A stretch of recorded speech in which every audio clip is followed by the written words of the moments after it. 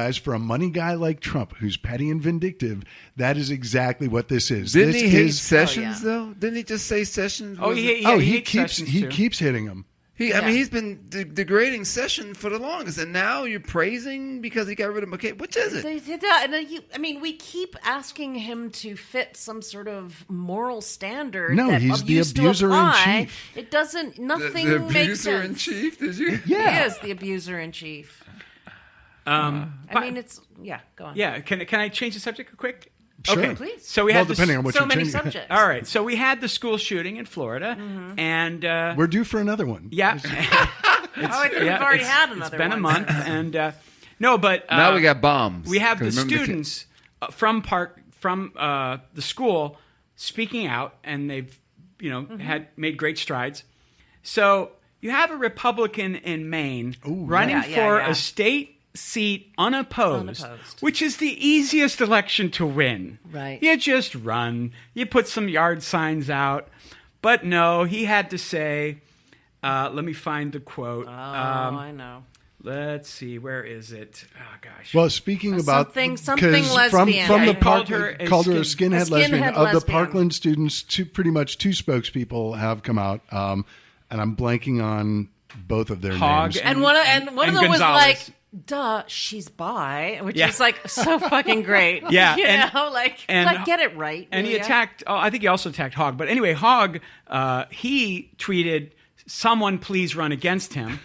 So then a young Democrat is announced she's running against him. Beautiful. And then he dropped out. I know. So now she's running unopposed. What a fantastic world. And I guess as long as she doesn't call him a skinhead lesbian, she should be fine. She should be okay. Well, I mean, I was thinking about this as you're talking, like, what is it with these fucking people? Like, they cannot not fuck it up, They can't open their mouths or keep it in their pants or tweet some crazy bullshit.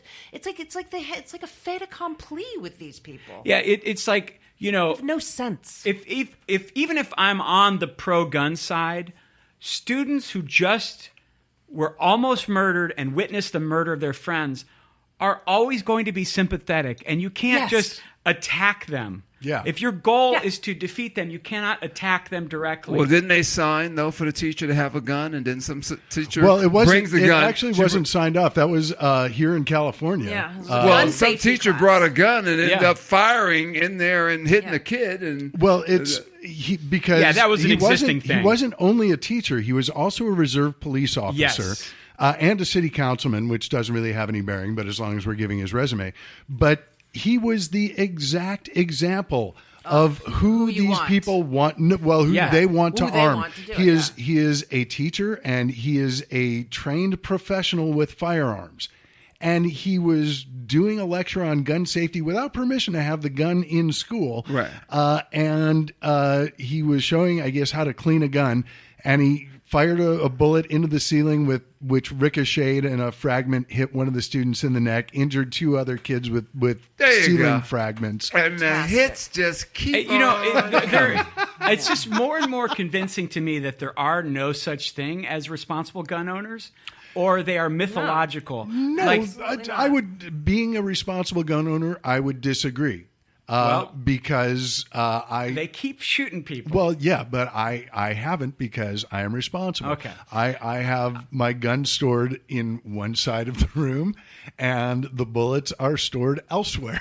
Is one of those guns an AR-15? It is not. No, I'm sane. Yes. Well, it's funny. I feel very, I feel very strongly that really is the dividing line.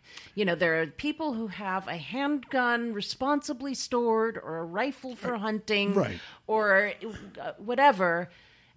And I believe that. I believe that those guns can more or less be safe. I'm also aware that everybody thinks they can keep their fucking guns safe, and then most gun deaths are in the home of the owner. And then there's a dead toddler.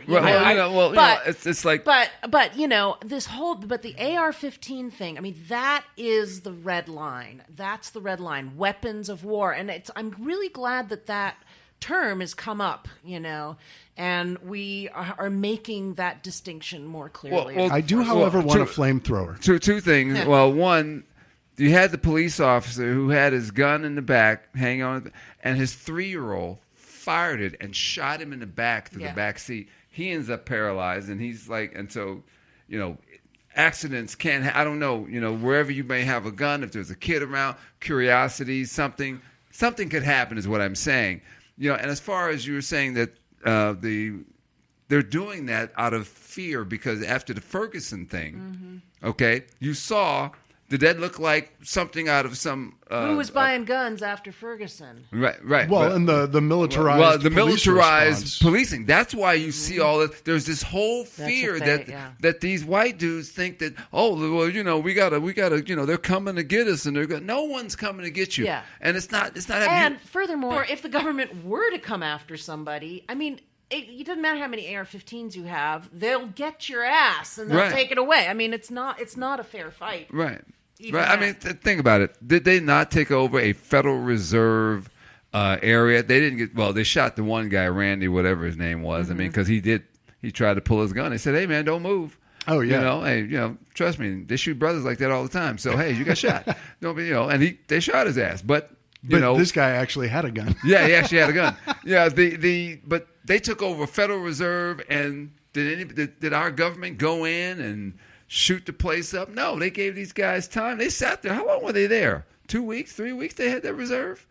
Yeah, they were there. They were buying tampons, and they're telling the woman they had a woman cooking for them. Everything. If they really were after you, why didn't they go in knowing you had? Yeah. This was a militia. You're talking in the park, the federal. Yes, the Federal. I thought you were talking about a Federal Reserve Bank. I know, I did I'm thinking, wait a second. I was a little confused. Yeah, no, I know what you're taling about. The Federal. Well, that's what they called it. Was it Clive Bundy's son? Yeah. It was the Federal Reserve field. It was that office. It's amazing how patient they are with a white person with a gun. Oh, yeah. If you watched... you can't say that. That's racist. Yeah, it's accurate. Yeah. I was watching, Foxcatcher. Did you say fuck? You said fuck. No, I didn't say fuck. I did not say fuck. I would never say the word fuck.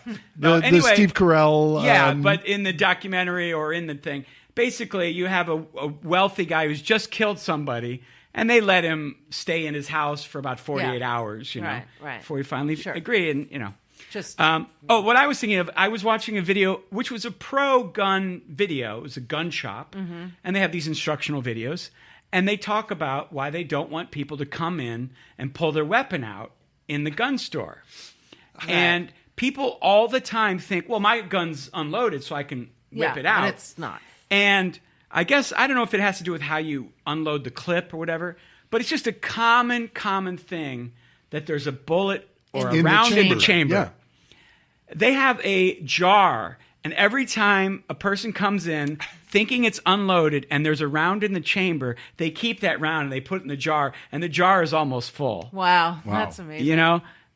I don't know if you're... Listen... maybe we should just start arming the people with OCD. Yeah. There we go. Yeah. Here's a statistic I saw on the Book of Face and a meme. Students killed in U.S. schools. I mean, I haven't truth checked this, but let's just pretend it's true. Students killed in U.S. schools since 2012, 7,182, which is extraordinary to me. Troops killed overseas in combat since 2001. 6,915. I mean, that is just staggering. Yeah. To think that we've lost over 1,000 more, or almost 1,000 more children on U.S. soil. If I'm not mistaken, I believe the statistic is because there was the demonstration with the 7,000, yes, 14,000, 14,000 shoes, 7,000 pairs. Yeah, that's what it is. Yeah, there you go. Where they got that number from was from CDC statistics about gun deaths of children, and then extrapolated monthly. So it wasn't all in school. All school. I didn't think that was and right. It turned out, I read an article where the actual number was greater than 7. It was like 7,400 or something. But suffice it to say, I mean, and also just before we move on from the whole gun conversation, suicide. I mean, there's just... that's what you're going to use the gun for. School shooting or mass shootings are really taking our attention, but we got to remember that really this is a much bigger, broader problem. And if the government actually does something about the opioid crisis, guns might be one of the only ways left to kill yourself. So, I'm just saying. Remember, crack's still out there. Exercise your options. Yeah, there's still some good options left. Thank you. Good to know that. Good to know that. That crack is still there. Crack doesn't kill you; it just makes you do a lot of things that you probably makes you wouldn't do. stronger. Yeah. And then it kills you. But Erika, when you were bringing up that statistic, you said, if we're lying, let's just pretend we're telling the truth, which I think takes us into the next topic, talk about which Donald Trump at a campaign rally in Missouri this week bragged about lying to Canadian Prime Minister Justin Trudeau about the existence of a trade deficit. What the fuck? So, I mean, we do this every week, and it's the I outrage. think he thinks he told the truth, though, because I think what he was saying he was bragged about lying. No, he said. Well, he said he made it up.